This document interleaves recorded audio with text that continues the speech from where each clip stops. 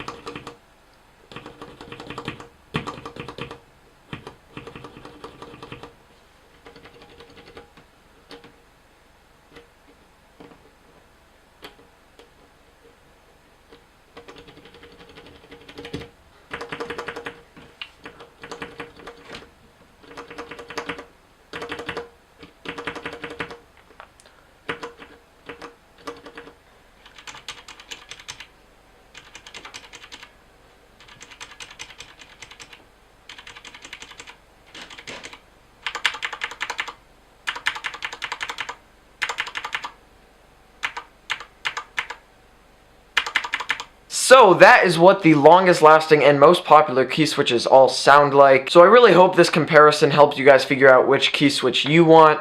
And if it didn't, these are like $20. You can just get one. Or you could get a different brand. If you want to purchase a different brand of key switch, first of all, they're not going to last as long. But, I mean, let's be honest. Are you really going to click these 50 million times? Probably not. So really the main difference between Cherry MX switches and other brands is how fast they actuate and how much force it takes to actuate them. But I would still recommend Cherry MX switches, especially for your first keyboard. But who am I? I'm a middle school kid who thinks he's going to be a tech YouTuber one day, so you really don't have to listen to me. So on that note, we're going to hop into our shout out. Sam, you commented first last video, congratulations. Basically, if you guys don't know how it works, if you comment first on the last video, you'll get a shout out this video. If you comment first on this video, you'll get a shout out next video. That's it. Make sure you guys subscribe, drop a like, and turn the post notifications on.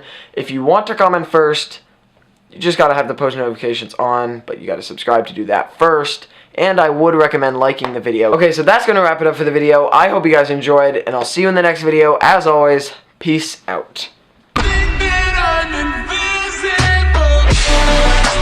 We'll be